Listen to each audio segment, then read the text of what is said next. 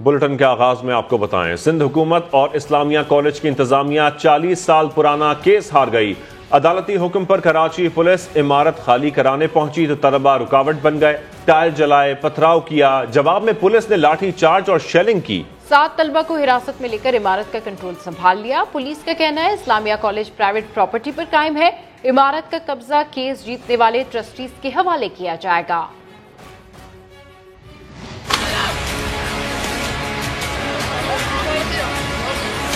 अदालती हुक्म पर इस्लामिया कॉलेज कराची खाली करवाया जाना था।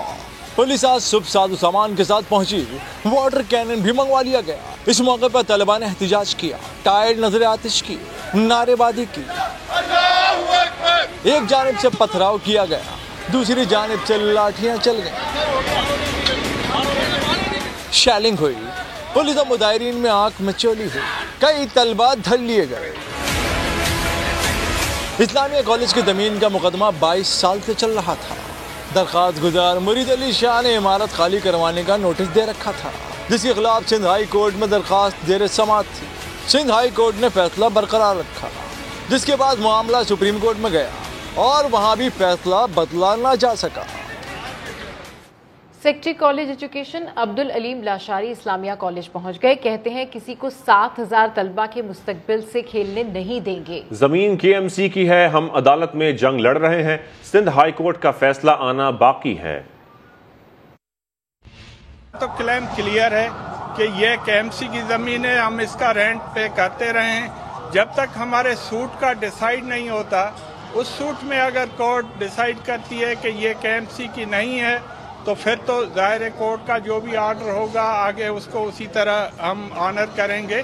लेकिन अभी तक क्योंकि हाई कोर्ट का डिसीजन ही नहीं आया और ये लोअर कोर्ट से जो है वो एक आर्डर जो है वो मैनेज करके लेके आए हैं, जिसको मैं समझता हूँ कि शायद ये सही नहीं है। 4 कॉलेजेस हैं, 4 स्कूल है और 7000 से ज़्यादा बच्चे हैं। ज़ाहिर है उनके मुस्तकबिल से हम इस तरह किसी को खेलने तो नहीं देंगे और हमारी कोशिश है, हम कोर्ट में फाइट कर रहे हैं।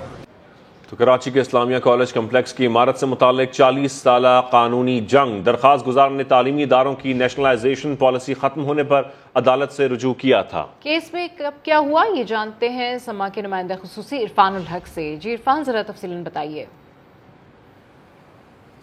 देखिए, सबसे पहले तो इस कॉलेज को, इस पूरी जो कॉलेज की इमारत है और ये कॉलेज के जितने भी हिस्से हैं, मुख्तलिफ सेक्शंस हैं, इस्लामिया लॉ कॉलेज है, आर्ट्स कॉलेज है और साइंस कॉलेज है, इसको नेशनलाइज कर दिया गया था जुल्फ़िकार अली भुट्टो के ज़माने में। और जब ये नेशनलाइजेशन की पॉलिसी ख़त्म हुई तो ट्रस्ट ने ये दावा किया रेंट कंट्रोलर के पास कि ये चूँकि हमारी इमारत थी और ये हमारी जगह थी, ऑर्गेनाइजेशन की जो पॉलिसी थी उसके तहत इसको कौमिया लिया गया था। अब चूँकि नेशनलाइजेशन की पॉलिसी ख़त्म हो गई है तो पहली दफ़ा 1991 और 92 में यानी 91-92 में ये केस दायर किया गया, जिसमें ट्रस्टीज़ ने दावा किया था कि अब ये इमारत हमारे हवाले कर दी जाए और वो ये केस जीत गए थे। जिसके बाद उसके ख़िलाफ़ सिंध हाई कोर्ट में सिंध हुकूमत और असातिज़ा ने अपील दायर की, वो अपील मुस्तरद हो गई। पहला रेंट कंट्रोलर का केस जो था, रेंट कंट्रोलर के यानी कि लोअर कोर्ट का, वो 2018 में जो ट्रस्टीज़ वो जीत चुके थे और इमारत खाली कराने का हुक्म दिया गया था।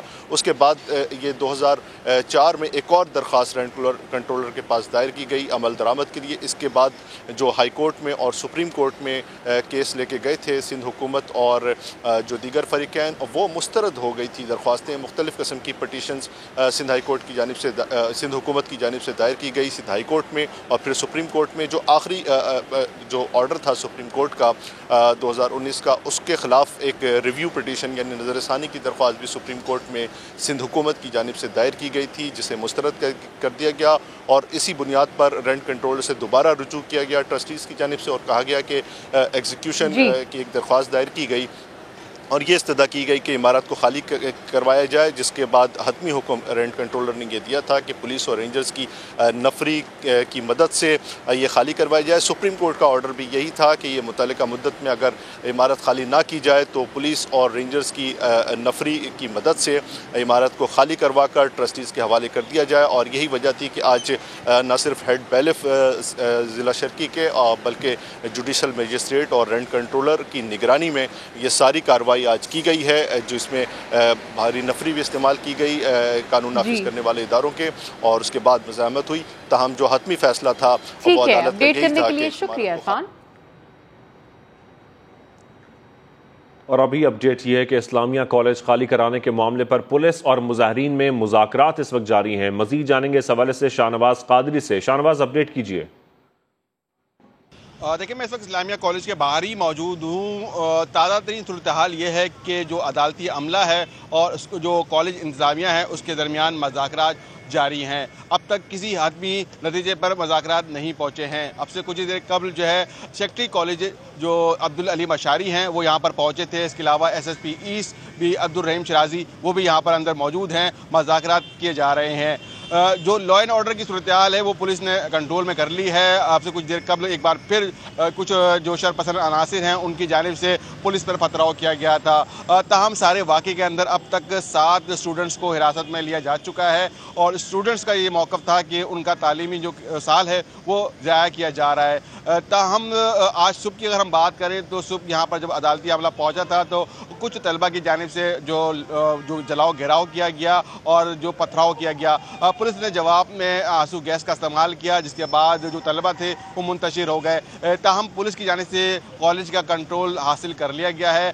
ताज़ा तरीन सूरत हाल के मुताबिक अगर मुज़ाकरा का सिलसिला जारी रहा और अगर मुज़ाकरा चलते रहे तो फिर जो है पुलिस की जानिब से कोई एक्शन ना लिया जाएगा। अगर दोबारा लॉ एंड ऑर्डर को हाथ में लेने की कोशिश की गई तो पुलिस की जानिब से भरपूर कार्रवाई की जाएगी। जी, अपडेट करने के लिए शुक्रिया। आज़ादी के नाम पर मार्च करने वालों ने रास्ते बंद करके शहरियों की बुनियादी आज़ादी छीनने का वतीरा ना छोड़ा। पंजाब पुलिस बुनियादी हुकूक छीनने वालों की सरपरस्ती में लगी है। तहरीक इंसाफ का मार्च अवाम के लिए वबाले जान बन गया। मार्च रावलपिंडी के इलाके चकबैली मोड़ रवात पहुंचा तो पंजाब पुलिस की मदद से GT रोड को एक जानिब से मुकम्मल बंद कर दिया गया। होटल और दुकानें भी बंद करवाकर पंजाब पुलिस पहरे पर खड़ी हो गई। मुतबादिल रास्ते इख्तियार करने से मुसाफिरों और शहरियों को शदीद मुश्किलात का सामना करना पड़ा। हालात खराब हुए तो गवर्नर राज का ऑप्शन मौजूद है। पीपल्स पार्टी के रहनुमा फैसल करीम कुंडी ने साफ साफ कह दिया, कहा PTI का मार्च फरलॉन्ग मार्च है। पंजाब में सिक्योरिटी की जिम्मेदारी वजीर आला पंजाब की है। यह भी बता दिया कि आर्मी चीफ के तकर्री से मुतालिक सदर और वजीर खजाना में मुशावरत नहीं हुई। ये लॉन्ग मार्च है, ये तो एक फरलॉन्ग मार्च है। कुछ फरलॉन्ग जाते हैं, फिर ब्रेकें मार लेते हैं, फिर अगले दिन फिर कुछ फरलॉन्ग जाते हैं, 2-3 तकरीरें कर लेते हैं। 15 दिन गुजरावाला में गुजारे, शायद में भी कोई कॉल आ जाए। कॉल नहीं आई, मायूस होकर पिंडी की तरफ रुख करना शुरू कर दिया है। मेरे ज़ाती ख्याल के मुताबिक वो इस्लामाबाद में वो उसी बॉर्डर तक आ गए जहाँ पर उनकी 100 करोड़ सूबाई हुकूमत पंजाब में जलाओ करना चाहते हैं। और ज़िला साहब की हुकूमत का काम है कि पंजाब की सिक्योरिटी को संभालें। अगर नहीं संभालेंगे तो सेकंड ऑप्शन को नजराज करेंगे। कल सदर साहब को कैसे महसूस हुआ जब Ishaq Dar as a finance minister के साथ बैठा होगा। मशावरत तो सदर के साथ किसी और इशू पे थी, गालिबन मैं नहीं समझता किस पे थी, क्योंकि ये तो आर्मी चीफ पे नहीं थी, क्योंकि पराई शादी में अब्दुल्ला दीवाना उसको सदर क्या काम है। मशावरत तो प्राइम मिनिस्टर ने करनी थी, जिससे भी करना चाहे कर दी। PTI ने 25 मई के मार्च के दौरान अपनी ही यकीन दहानियों की खिलाफ वर्जी की। IG इस्लामाबाद ने तफसीली रिपोर्ट इस्लामाबाद हाई कोर्ट में जमा करा दी। इमरान खान को थ्रेट अलर्ट्स, अली अमीन गंडापुर और तहरीक इंसाफ की दीगर रहनुमाओं के इश्तियाल अंगेज बयानात को भी रिपोर्ट का हिस्सा बनाया गया है। इस हवाले से रिपोर्ट कर रहे हैं सुहेल रशीद। PTI के 25 मई के मार्च और एहतजाज से मुतालिक IG इस्लामाबाद ने तफसीली रिपोर्ट इस्लामाबाद हाई कोर्ट में जमा करा दी। रिपोर्ट में तहरीक इंसाफ की जानिब से कराई गई यकीन दहानी की खिलाफ वर्जी का भी जिक्र। रिपोर्ट के मुताबिक कारकुनों को गुलेले देने की वीडियोस भी मौजूद हैं। PTI रहनुमा फजल इलाही ने वज़ीर दाखिला को कत्ल करने की धमकी भी दी। अली अमीन गंडापुर और दीगर PTI रहनुमाओं के इश्तियाल अंगेज बयानात और इमरान खान को लाहक खतरात से मुतालिक थ्रेट अलर्ट्स को भी रिपोर्ट का हिस्सा बनाया गया है। रिपोर्ट में कहा गया है कि शेख रशीद और फैसल वाउडा कह चुके हैं कि ये खूनी मार्च होगा। खुद इमरान खान ने भी तस्लीम किया कि उनके कुछ लोग मुसल्ला हैं। सुप्रीम कोर्ट कह चुकी है कि इज्तिमा कानूनी हुकूमत को खत्म कराने के लिए नहीं हो सकता। एहतजाज से सफारती नकलो हरकत भी बंद होती है।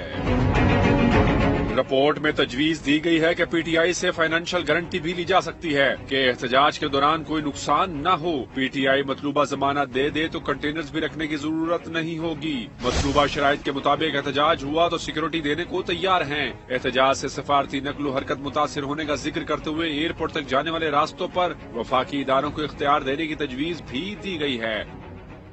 तोशा खाना की कीमती घड़ियां क्यों बेची गईं? चेयरमैन नैब नोटिस लें। पंजाब असेंबली में करारदाद जमा करा दी गई। लीगी रुकन हिना परवेज भट्ट की जानिब से जमा कराई गई करारदाद में कहा गया है कि साबिक वजीर आज़म इमरान खान ने तोशा खाना की 3 कीमती घड़ियां आम मार्केट में फरोख्त कर दी हैं। इमरान खान ने ये तीनों घड़ियां जुल्फी बुखारी, फराह गोगी और शहजाद अकबर की मदद से फरोख्त की हैं। करारदाद में चेयरमैन नैब से मुतालबा किया गया है कि तोशा खाना की कीमती घड़ियां फरोख्त करने का फौरी नोटिस लिया जाए और तमाम किरदारों के खिलाफ शफाफ इंक्वायरी कराई जाए।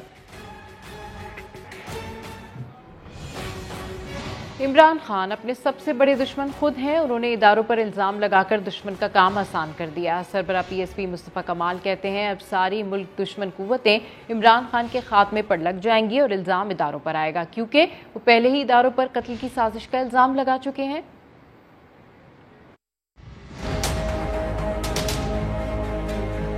आप इदारों के लोगों का नाम लेकर इदारे पे बहतान तराशी कर रहे हैं। इंटरनेशनल चैनल्स पे बैठकर कह रहे हैं कि मुझे मेरे मुल्क की एजेंसियां जो हैं वो एलिमिनेट करना चाहती हैं। फॉर गॉड्स सेक, जो इस मुल्क के दुश्मन हैं दुनिया भर में, उनको तो जैकपॉट हिट हो गया।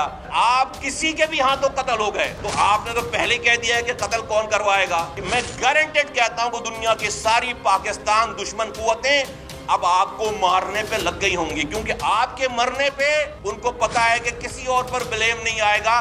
पाकिस्तान की एजेंसियों पे ब्लेम आएगा, पाकिस्तान के जर्नलों पे ब्लेम आएगा, पाकिस्तान के वजीर आजम पे ब्लेम आएगा। 4.25 सालों में आपने सारी पार्टी के सारे लीडरों को बंद कर दिया।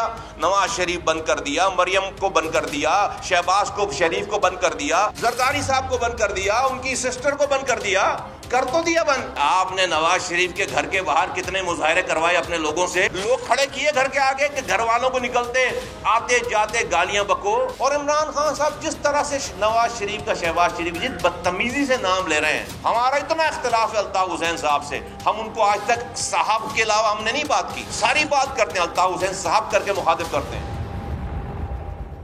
आगे बढ़े और आपको बताएं, भारत की आबी जारियत के खिलाफ पाकिस्तान को आलमी फोरम पर बड़ी कामयाबी मिल गई है। भारत के किशनगंगा और रेटली हाइड्रो मंसूबे पर पाकिस्तानी एतराज़ात को समाअत के लिए कबूल कर लिया गया है। आलमी बैंक दोनों मंसूबों के डिज़ाइन 21 नवंबर को सालिसी अदालत के हवाले करेगा। कानूनी और आबी माहिरीन पर मुश्तमिल पाकिस्तानी वफ्द वाशिंगटन रवाना हो गया है। तफसीलात इस्लामाबाद से जहीर अली की रिपोर्ट में। दरिया जेहलम पर 330 मेगावाट किशनगंगा डैम, जबकि दरिया चनाब पर 850 मेगावाट के रेटली हाइड्रो मंसूबे के डिजाइन आलमी बैंक पीर को सालिसी अदालत के हवाले करेगा। पाकिस्तानी वफ्द भी सेक्रेटरी आबी वसाइल नासिर जामी और इंडस वाटर कमिश्नर सैयद महर अली शाह के हमरा अमरीका रवाना हो गया। पाकिस्तान ने 2016 को किशनगंगा और रेटली डैम के डिजाइन को सिंतास मुआहदे की खिलाफ वर्जी करार देते हुए मुआहदे के सालिस आलमी बैंक के सामने मामला उठाया था। भारत ने 5 साल तो हीलों बहानों में गुजार दिए। गुज़श्ता साल अक्टूबर में वर्ल्ड बैंक ने आलमी सालिसी अदालत तश्कील दी थी। पाकिस्तान ने डैमों में पानी जखीरा करने की गुंजाइश और स्पिलवेज पर तहफुजात का इजहार किया था। पाकिस्तान का मौकफ है कि भारत डैमों की तामीर के बाद दरियाओं का पानी रोकने की पोजीशन में आ जाएगा। मॉनसून में एक साथ पानी छोड़ने से सैलाबी सूरत हाल का सामना भी हो सकता है। सिंतास मुआहदे के तहत भारत पाबंद है कि किसी भी किस्म के डैम्स की तामीर से पहले उसका डिजाइन पाकिस्तान को दिखाएगा, लेकिन भारत मुआहदे का पास ही नहीं रख रहा, जिस पर पाकिस्तान ने मामला आलमी फोरम पर उठाया है। कराची में खालिद बिन वलीद रोड पर सिक्योरिटी गार्ड ने मुबैना तौर पर गाड़ी का शीशा चुराने वाले मुल्जिमान पर फायरिंग कर दी। एक मुल्जिम हलाक, दूसरा जख्मी हो गया। पुलिस ने गार्ड को हिरासत में लेकर तफ्तीश शुरू कर दी है। शाहनवाज कादरी की रिपोर्ट।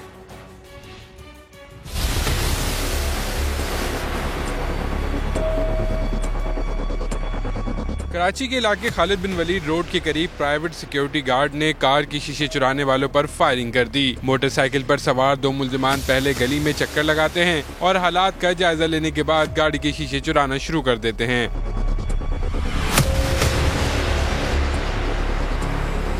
इसी दौरान गली में मौजूद गार्ड आ जाता है। चोर फरार की कोशिश करते हैं तो गार्ड फायरिंग कर देता है, जिसके नतीजे में एक चोर हलाक और दूसरा जख्मी हो जाता है। हमारे साथी ने उसको फायर किया। जब वो शीशा निकाल के भाग रहे थे, हमारे साथी ने फायर किया तो वो फिर भी भागने लगे, दोनों को फायर किया, दोनों वहीं पे आगे जाके गिर गए। अहले मोहल्ला कहते हैं आए रोज की वारदातों से तंग आकर प्राइवेट गार्ड्स रखने पर मजबूर हुए। टाइम नहीं, मुख्तलिफ टाइमों पे आते हैं। वैसे आज सुबह फजर में आए, वैसे दिन में भी आ जाते कभी कभी। सुबह 10 बजे 9 बजे अलग अलग टाइमों पे आते हैं। इस चीज़ से परेशान थे। ये तो छोटे वाक़यात हैं, हमारे इलाके में बड़े वाक़यात भी होते हैं। तो हमने सबने डिसाइड किया कि यहाँ पे रात को और दिन में गार्ड्स होने चाहिए, तो हमने गार्ड्स रख लिए। पुलिस ने फायरिंग करने वाले सिक्योरिटी गार्ड लाल मरजान को तफ्तीश के लिए हिरासत में ले लिया है। पुलिस के मुताबिक मुल्जिमान से असला नहीं मिला, चोरी किया गया साइड मिरर बरामद हुआ है। कैमरामैन शाहिद बलोच के साथ शाहनवाज कादरी, समा, कराची। और अब खबर है बहादुरी की। पहलवानों के शहर की बहादुर लड़की ने डाकुओं को दबोच लिया। गुजरांवाला में यूनिवर्सिटी की तालिबा ने डाकुओं से असला छीनकर वारदात नाकाम बना दी। यूनिवर्सिटी ऑफ गुजरात की तालिबा अपनी वालिदा के हमरा बैंक जा रही थी कि 2 मुसल्लह मुल्ज़िमान ने गुलशन कॉलोनी के करीब उससे पर्स छीनने की कोशिश की, लेकिन तालिबा ने डरने की बजाय जुर्रत का मुजाहरा करते हुए डाकू से पिस्तौल छीन ली। तालिबा और डाकुओं के दरमियान मुजाहमत देखकर शहरी भी मदद को आ गए और दोनों डाकुओं को पकड़कर पुलिस के हवाले कर दिया। पुलिस ने दोनों डाकुओं को गिरफ्तार करके मुकदमा दर्ज कर लिया है। और आपको बताएं, मुमताज आलमदीन मुफ्ती रफ़ी उस्मानी को कल सुपुर्द खाक किया जाएगा। वो दारुल उलूम कराची के सदर थे। उन्होंने अब 12 किताबें भी लिखी हैं। इस हवाले से रिपोर्ट देखिए। इन्ना लिल्लाहि व इन्ना इलैहि राजिऊन। मरूफ आलिम दीन मुफ्ती आज़म पाकिस्तान मुफ्ती मोहम्मद रफ़ी उस्मानी तवील अलालत के बाद कराची में इंतकाल कर गए। सानहे की खबर दारुल उलूम कोरंगी में मरहूम के छोटे भाई और मारूफ आलिम दीन मुफ्ती तकी उस्मानी ने असातिज़ा और तुलबा को दी। मुफ्ती रफ़ी उस्मानी की रहलत के इत्तला मिलते ही तुलबा और मोतक़िदीन की बड़ी तादाद दारुल उलूम पहुँच गई। कारी उस्मान का कहना था आलिम इस्लाम एक जय्यद आलिम दीन से महरूम हो गया। उनका ये सानहे रहलत जो है ये सिर्फ पाकिस्तान ही के लिए नहीं बल्कि पूरे उम्मत मुस्लिमा के लिए एक बहुत बड़ा सदमा है, बहुत बड़ा सानहा है। वो एक आलमी शख्सियत थे। मुफ्ती मोहम्मद रफ़ी उस्मानी की नमाज जनाजा इतवार की सुबह 9 बजे दारुल उलूम कराची में अदा की जाएगी। मुफ्ती मोहम्मद रफ़ी उस्मानी तक़सीम हिंद से पहले हिंदुस्तान के कस्बे देवबंद में 21 जुलाई 1936 को पैदा हुए। वो जामिया दारुल उलूम कराची के सदर थे। विफाकुल मदारिस अरबिया के सरपरस्ते आला का ओहदा भी उन्हीं के पास था। मुफ्ती मोहम्मद रफ़ी उस्मानी ने इब्तदाई तालीम अपने वालिद मुफ्ती आज़म देवबंद मोहम्मद शफी देवबंदी से हासिल की थी। मुफ्ती मोहम्मद रफ़ी उस्मानी का शुमार पाकिस्तान के सरकर्दा उलमा में होता था। उन्होंने 12 के करीब किताबें लिखी, जिनमें दरस मुस्लिम, 2 कौमी नजरिया, नवादुरुल फ़िक़ह काबिल जिक्र हैं। बीवी, 2 बेटियां और 1 बेटा जहां बहक हुए और आज 14 साल की बेटी भी दौरान इलाज दम तोड़ गई। सिवन अस्पताल में जेर इलाज वैन ड्राइवर शाह नवाज की 14 साल बेटी मेहरुन्निसा जख्मों की ताब न लाते हुए चल बसी। लाश अस्पताल से घर मुंतकिल कर दी गई। वैन ड्राइवर शाह नवाज की 3 बेटियां, बीवी और इकलौता बेटा पहले ही हादसे में जाँ बहक हो गए थे। हादसे में अमवात की मजमूई तादाद 21 हो गई है। आज़ाद कश्मीर के इलाके पलंदरी में स्कूल वैन खाई में जा गिरी। 3 तालिबात जाँ बहक जबकि ड्राइवर समेत कई तालिबात जख्मी हो गई। रेस्क्यू एहलकारों ने जख्मियों को अस्पताल मुंतकिल कर दिया।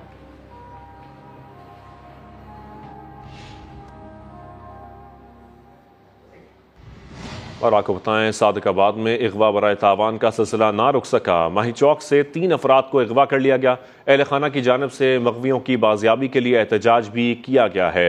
सादिकाबाद थाना कोट सब्जल की हदूद माही चौक में मुसल्लह अफराद रात गए 3 अफराद को अगवा करके कच्चे के इलाके में ले गए। मगवियों के लवाहिकीन ने एहतजाज करते हुए गुड्डू कश्मोर रोड टायर जलाकर ट्रैफिक के लिए बंद कर दी।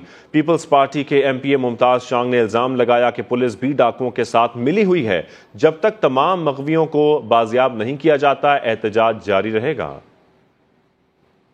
अब सब लोगों से गुजारिश है कि हम ये जो पुलिस मिली हुई है डाकुओं के साथ, डाकू तो हमें लूट ही रहे हैं मगर पुलिस भी कोई कसर नहीं छोड़ रही। जो आपके पुलिस वाले SHO मिले हुए उनको कहें हमारे बंदे हमें वापस दिए जाएं, क्योंकि हमें पता है आपके कौन से SHO मिले हुए हैं। हम उनके खिलाफ FIR करेंगे और जब तक ये हमारे बंदे नहीं मिलेंगे हम कोई रोड नहीं खोलने देंगे, कोई बाजार नहीं खुलेंगे। अक़वाम मुत्तहिदा की जानिब से 18 नवंबर बच्चों की जिनसी इस्तेहसाल, बदसलूकी और तशद्दुद से बचाव का आलमी दिन करार दिया गया है। इस हवाले से इटली के दारुल हुकूमत रोम में मुख्तलिफ तकरीबात का इनेकाद किया गया है। चेयरपर्सन चाइल्ड प्रोटेक्शन ब्यूरो सारा अहमद ने इस्तेहसाल के शिकार बच्चों के साथ खैर सगाली के हवाले से मुनक्किदा पैनल डिस्कशन में शिरकत की। चेयरपर्सन सारा अहमद ने कहा कि चाइल्ड प्रोटेक्शन ब्यूरो के काम के पीछे हमेशा से तमाम हुकूमती इदारों की सपोर्ट रही है। बच्चों के इस्तेहसाल में मुलविस मुल्जिमान को सख्त सजाएं दिलवाने के लिए मौसर कानून साजी की जरूरत है। अलहदगी की अफवाहों के बाद सानिया और शोएब मलिक पहली बार एक साथ नजर आएंगे। मिर्जा मलिक शो की शूटिंग का आगाज हो गया है। शोएब मलिक और सानिया मिर्जा एक साथ प्रोग्राम के सेट पर एक साथ मौजूद थे। प्रोग्राम रिकॉर्डिंग में फिल्म स्टार फाद मुस्तफा भी नजर आ रहे हैं।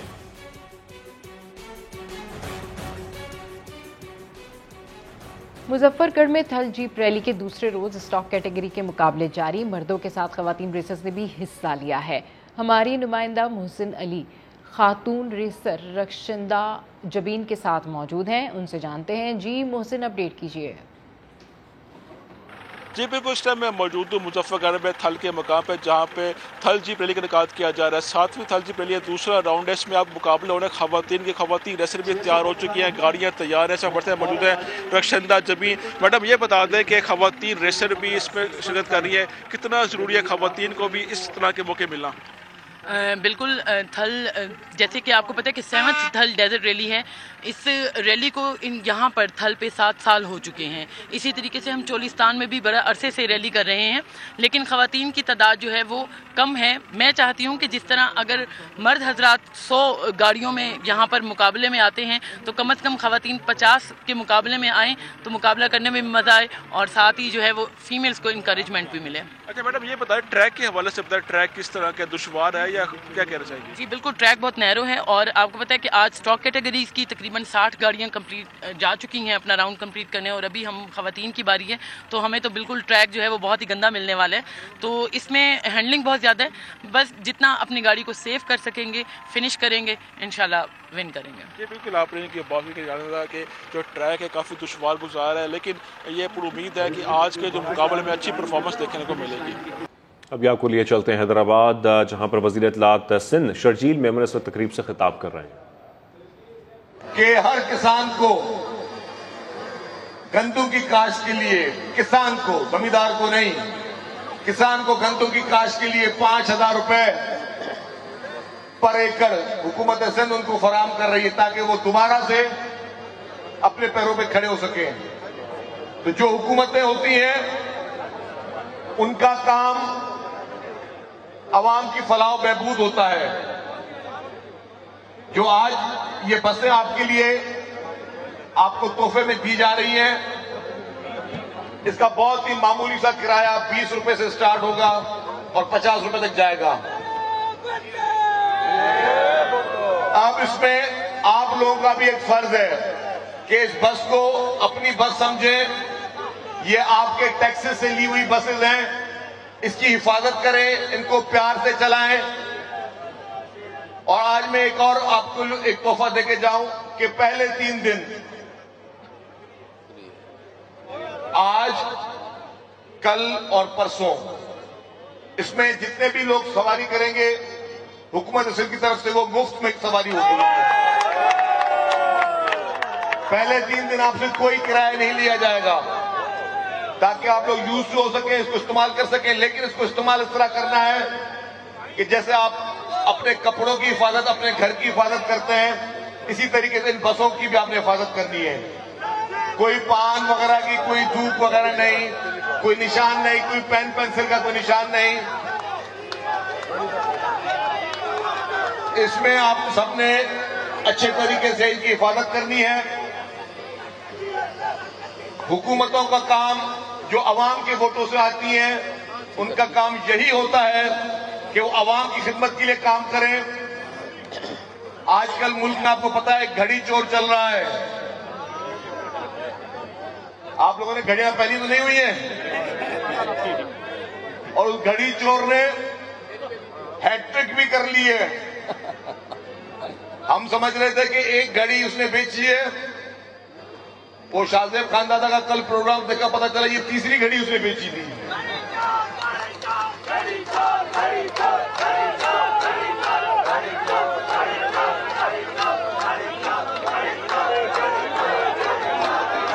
ये शख्स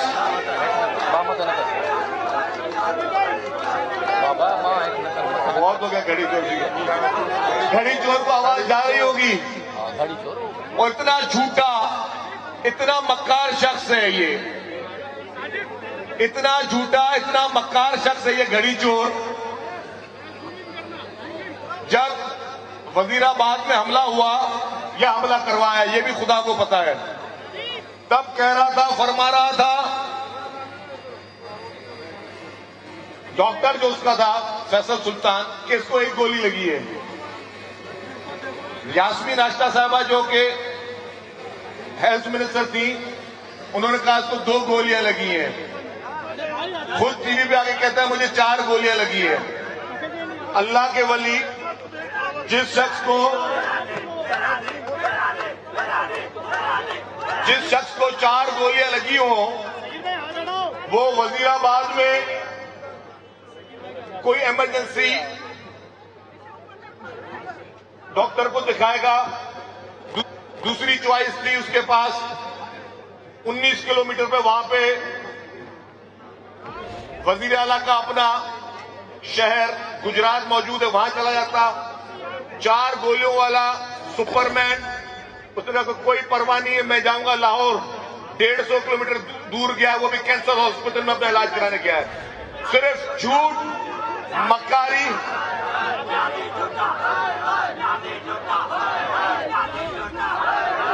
हर वक्त झूठ, फरेब। इस वक्त इमरान खान और उसकी फॉरेन पिंग सिर्फ सोशल मीडिया पे लोगों के नाम रखने में मसरूफ है, इदारों को बदनाम करने में मसरूफ है, लोगों के खिलाफ, इदारों के खिलाफ बेईमाना प्रोपेगेंडा करने में मसरूफ है। इस न्याजी को पता नहीं है कि पाकिस्तानी कौम को मजीद बेवकूफ नहीं बनाया जा सकता।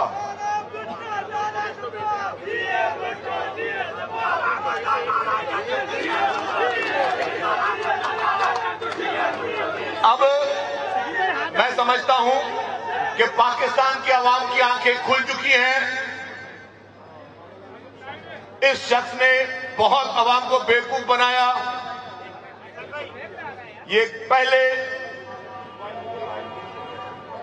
एस्टेब्लिशमेंट के टेस्ट ट्यूब बेबी बनकर इसने 2018 में जबरदस्ती इक्तदार पे काबिज हुआ।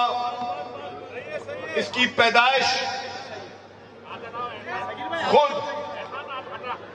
जो कि कहता है लोगों को आज कि न्यूट्रल ना रहो। घड़ी चोर ने हैट्रिक कर ली, हम समझे एक घड़ी बेची है, पता चला 3 घड़ियां बेची गई हैं। वजीर इत्तलात सिंध शर्जील मेमन इस वक्त तकरीब से खिताब कर रहे हैं। Army chief general Qamar Javed Bajwa ने आर्मी मेडिकल कोर का दौरा किया है। ISPR के मुताबिक लेफ्टिनेंट जनरल निगार जौहर भी आर्मी चीफ के हमरा थीं। आर्मी चीफ ने कंबाइंड मिलिट्री अस्पताल का भी दौरा किया, जबकि कमांडेंट CMH ने तिबी सहूलियात से मुतालिक आर्मी चीफ को ब्रीफिंग भी दी। Army chief general Qamar Javed Bajwa का आर्मी मेडिकल कोर का दौरा। क्या वाकई अदाकार फरहान सईद और उर्वा हुसैन का ब्रेकअप हो गया? नवीन अली की ये रिपोर्ट देखिए।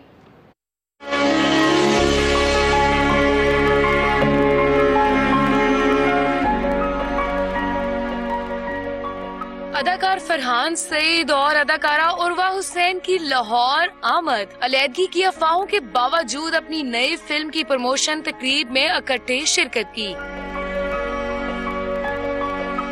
मीडिया की जानिब से दोनों को हाथ मिलाने की फरमाइश हुई तो अफवाहें अमली तौर पर सच नजर आने लगी। दोनों ने हाथ मिलाने से इनकार कर दिया। फरहान पुरएतमाद, लेकिन उर्वा उदास नजर आई। सब ठीक है का सियासी बयान भी दे दिया। नहीं, आपको ठीक नहीं लग रहा, आपको गलतफहमी हो रही है, आपको गलत लग रहा है। तकरीब में प्रोड्यूसर उर्वा हुसैन और हीरो फरहान सईद साथ बैठे, लेकिन एक दूसरे को देखा न कुछ बात की। कैमरामैन नवीद के साथ नवीन अली, समा, लाहौर।